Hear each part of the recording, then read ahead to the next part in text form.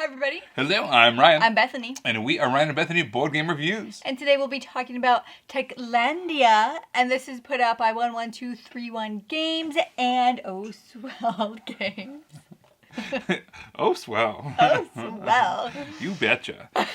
Alright, so in Techlandia, the background of this game is there is a cell phone company that is putting out a new phone, right? Not a big deal. Except for this new phone is rumored to be kind of like the Singularity, right? Where, like, you know, it's going to be this mind control device kind of thing. And this company is led by this mysterious CEO who looks a lot like Cthulhu. And all the people that work for this company are, they don't act like employees. They act more like cult members. Yeah, or minions. Yeah, minions. So that this phone's being announced, there's this big party to announce it, and all the world's best bloggers and media and all that kind of stuff are all showing up to go to this event. We are not them. We are tech bloggers, but we were not invited. We are not the best, apparently, but we still want to get there. So we sneak in, and this is what we find out. Dun dun. Dun dun dun. So here is our setup for Techlandia. Basically, over here we have our phone. Every player is going to have their own phone, which is going to kind of be like their own personal player board. Here is the actual building of Techlandia. We've also got a doomsday clock over here. And we've kind of got what they call a lore deck. As the doomsday clock ticks down, we're going to flip over cards from that. And it's going to tell a little bit of the story, the background of what's going on. It's also going to increase the difficulty and make things harder for us. So since we are tech bloggers, we have a skill that we're good at. We can choose either spyware, disinformation, or memes. Let's say we're good at memes this time around. We put that marker on there. It's going to help us defeat enemies who also share that same type. So we start in the Welcome Center. Basically, that's where we're going to kind of always come back to. What you need to do in this game in order to progress is you need to investigate these rooms. This is room 1, 2, 3, and 4. And then also you need to, as you're going around and investigating, you're going to be picking up QR codes. You're going to be fighting these bad guys. And once you defeat them, you get these decryption codes, all while trying to avoid going insane.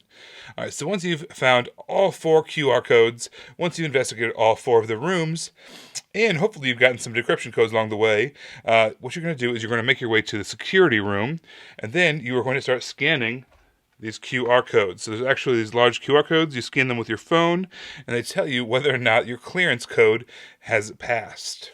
Once you are passed, you're going to make your way to the elevator. The first person to get all 4 QR codes, investigate all 4 rooms, get past security, and get to the elevator before the doomsday clock runs out is going to win the game. So there's also gear cards. Gear cards are just kind of really funny tongue-in-cheek things like, okay, we've got some good SEO, we've got a block on Twitter, we've got our jailbroken phone, things like that, kind of all within that realm of that blogger, techie, social media kind of world. All these gear can help us out. You start the game with 5 of them, but as you use them, you probably want to go back to the press room. You can spend actions at the press room to draw more of those gear cards.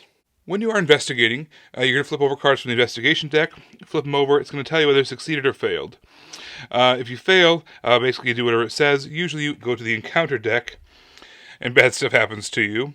If it says succeed, it's usually going to tell you to drop a QR code somewhere on the board. Or it's going to tell you also to place some enemies as well. So those are going to be on the board that you're going to have to contend with. As you pick up the QR codes, you fill them out on your board. Once you've investigated certain rooms, you fill that out as well, so that way it shows where you've done. Once you've defeated some enemies, you pick up the decryption codes they dropped. And if they ever defeat you, you lose objectivity. So that's kind of where the Cthulhu part of things comes into play. You can kind of start to go insane. Once you've completely filled up your objectivity track, basically you become what they call a fanboy. You have to go back to the Welcome Center, you lose all your gear, and then you have to spend all of your turns trying to mess with other players until the doomsday clock ticks down to one of those kind of red spots on the board like that. Then you become a regular player again, and you start kind of, again, trying to fill out your phone.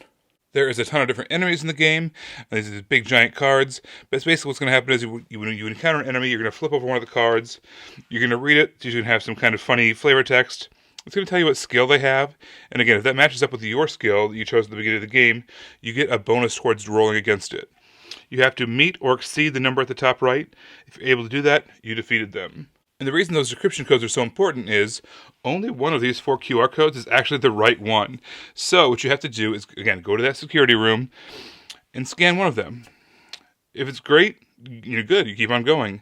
If it's bad, you have to spend one of your decryption codes to scan another. And scan another. And scan another. Until eventually you're through. So the more decryption codes you have, the more likely you are to make it through. And if you have all 3 decryption codes, you're guaranteed to pass. So once again, the first person to get to the elevator with all that stuff filled out wins the game. But don't let the doomsday clock get down to 0. I think one of the things that Techlandia does pretty well is able to distribute all of the bad stuff pretty equally. I mean, there's a lot of chance involved of where you move, what you draw, what you roll, but there's so much that's happening that it's almost impossible for something bad to not happen to everybody multiple times. So I just felt like they kind of spread that out a lot. And with that, it wasn't necessarily a catch-up mechanic, but so you all have to go into the security room. Right. So you have to go into the security room, but at the beginning of the game, nobody's going in there. So if any of the bad guys or minions or employees or cult members whatever they are, if any of them are in there, nobody else is going in there. So they just kind of build up. So if somebody's in the lead and they finally, have what they need to get in there, they still have to fight all those people. They've been spawning there for the whole game. Yeah, and so if there's just one in there, you have to move there, one action, fight them for another action. There's your actions. So it kind of helps to balance it out, especially if somebody was just able to get everything they needed. So I thought the theming of this game was just incredibly unique and funny and cool, and it was just enriched all throughout the game. I mean, the rule book was just littered with kind of those little subtle little flavor texts and theming tidbits. All the cards, every single card had some kind of a background theming of this tech world, this tech savvy, social media kind of driven world, and all these devices and all these inside jokes within those things. I think it helps that the designer actually kind of comes from a background of that tech world and that media tech world.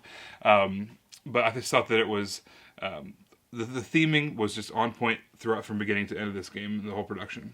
I thought the pace of this game was really good too, especially when you're breaking in kind of to this place to investigate and see what's happening. And in any type of movie like this, it starts slow and then it ramps up and then, it just kind of ends. And I felt like that's what happened when we were playing this game. I just really liked the pace of it. Everybody taking those 2 turns. You're not really sure what's happening. Stuff's just putting on the board. And then you're racing to stuff. And then all of a sudden all these, minions or bad guys are on the board. And then all of a sudden somebody wins. And I just really liked the pacing of this game. Yeah, I mean, it doesn't overstay its welcome whatsoever, oh, right? Yeah, no. And what helps with that, too, is that doomsday tracker. I got the sense when I was reading the rules and when I was playing the game that maybe all of this Cthulhu stuff was just in our heads and we were just heard these rumors and we were just out to get this company. We're just making it up. But then, you get through the lower deck and the doomsday tracker and all that stuff, and it's like, no, maybe there's something here. And there's probably some social and political commentary in there as well, right? But ignoring that, it's just, I think the pacing was great because that doomsday tracker was always pushing the pace. Yeah. It did one of two things. Either it encouraged you to take some risks, right? It got you to the point where you wanted to go after things that you maybe would have been more careful about just because you knew you needed to get there before the game ended.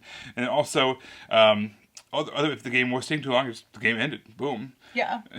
So the bad stuff happens more and more rapidly. You get to the point where you go insane, and the game can kind of progress that way speed-wise as well. So it had a great, you said, pace. Yeah. And it didn't overstay its welcome.